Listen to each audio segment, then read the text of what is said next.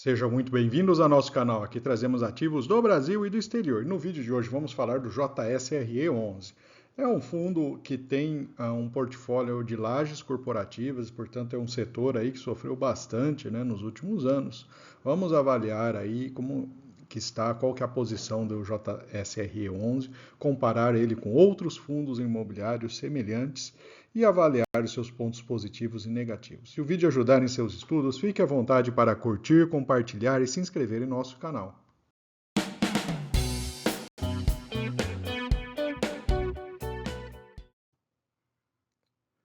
Vamos trazer então os indicadores operacionais do fundo. O fundo possui aí um portfólio quase que exclusivamente lajes corporativas, né? Tem uma parcela muito pequena de lojas e restaurantes, com vacância física nas lajes corporativas de 7%, vacância financeira de 8,2%.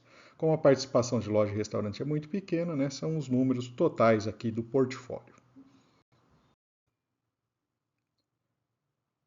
Vamos trazer então os dados financeiros do fundo. No último mês, né, no mês de agosto, ele teve 12,6 milhões de reais de receita imobiliária, uma receita pequena aí de fundos imobiliários, ele tem uma participação muito pequena. O ponto que chama atenção são as despesas financeiras. Ele tem um CRI do Rocha Verá, a gente vai ver em detalhes um pouco mais adiante, mas consome aí 1,4 milhões, ou seja, mais do que 10% ali da receita imobiliária do fundo é gasto aqui com a despesa financeira. Se a gente abrir, né, nesse gráfico que o fundo apresentou, né, a gente tem ali a vacância consumindo 7 centavos por cota todo mês.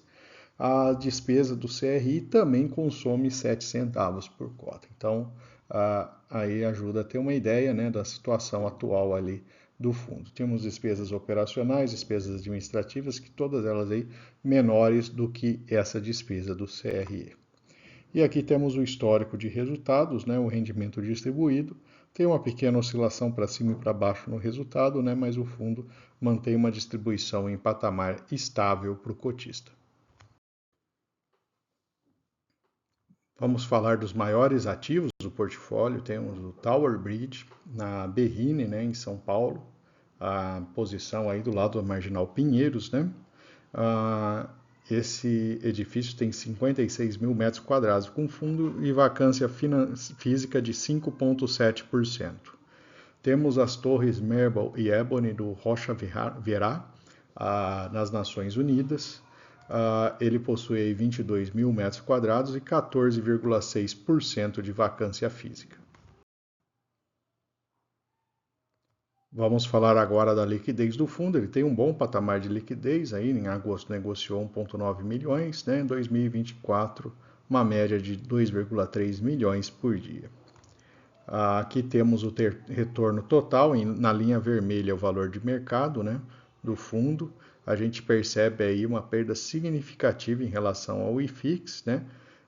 Podemos ver aí dois momentos, né? Até final aí de 2019, início de 20, o fundo performava melhor do que o IFIX, né? Depois ali teve uma perda durante a pandemia, o início da pandemia, e desde então não se recuperou, né? A gente mantém ali vê o resultado lateralizando enquanto o IFIX aumenta, né? Então, esse é o cenário aí desse fundo de laje. Trazendo agora os piores ativos do fundo, o complexo Rocha Verá é o pior, né? Então tem 14,6% de vacância nesse momento, né? A maior vacância aqui do fundo. Depois temos o edifício Paulista, que fica na Avenida Paulista, em São Paulo, com 7,8% de vacância. Então esses são os dois imóveis aí que apresentam nesse momento a pior performance dentro do portfólio do fundo.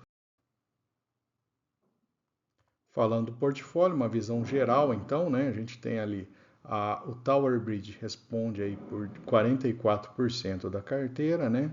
O Rocha Verá, edifício paulista, vem logo atrás, né?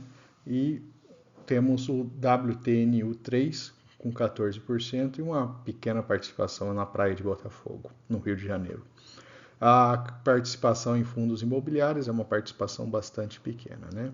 Então temos 97% em imóveis, a maior parte deles indexados ao IPCA. E a gente observa aqui, né, o Tower Bridge, o Rocha Verá, Nações Unidas e Edifício Paulista, né, compõem aí o resultado, né, quase que a totalidade do resultado, né? Então, já identificamos aqui um nível de concentração, né? O Tower Bridge responde aí quase metade do resultado do fundo. Os vencimentos de contrato, a gente tem um volume crescente até 2027, né? Na verdade, até 2027 a gente tem aqui mais de 50% dos contratos vencendo, então eles têm um prazo um pouco mais curto.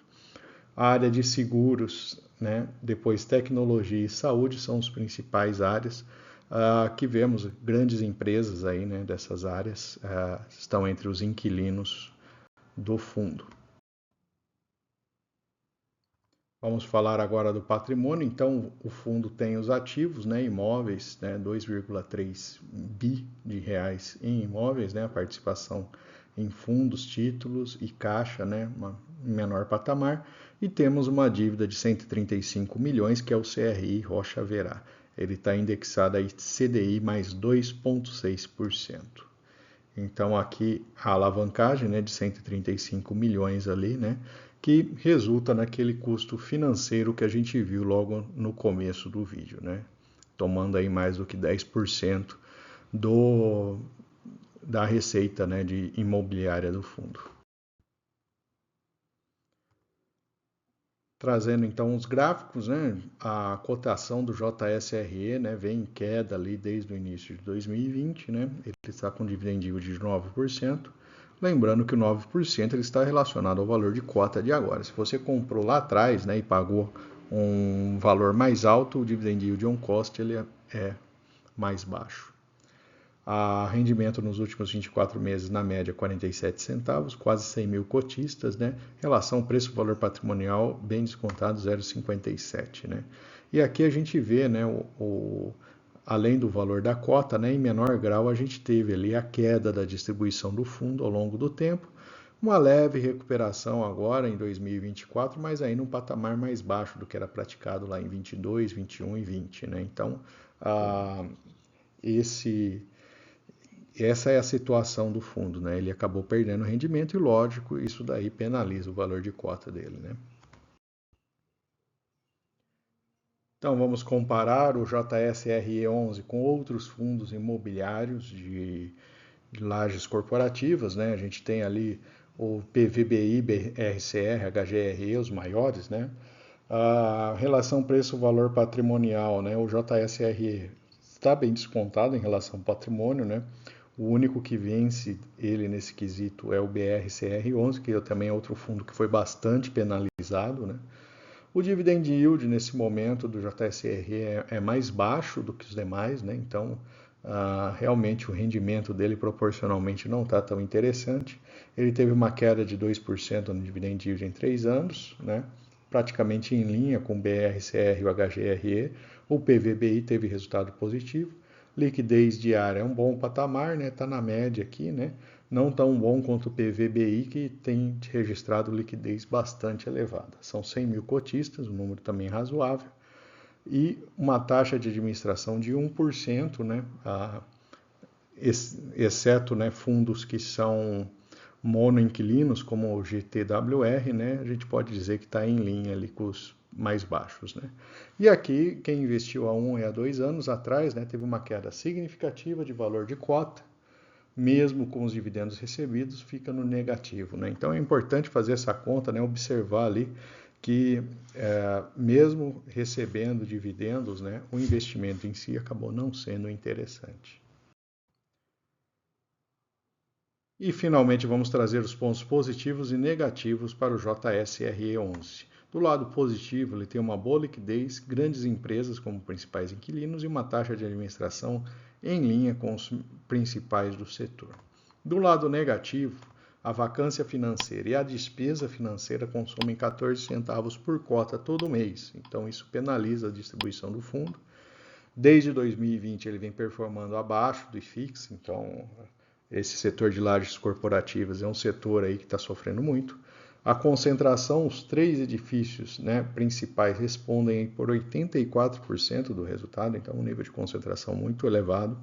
Contratos curtos, 53% dos contratos vencendo até 2027.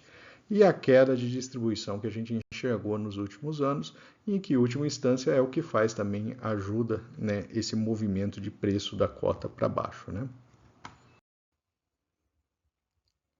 E vou aproveitar para deixar nossa playlist de fundos imobiliários. Lá você encontra diversos ativos. E fique à vontade também para curtir, compartilhar, comentar o que você achou desse vídeo. E se você não for inscrito, também deixarei o link aqui para você se inscrever em nosso canal.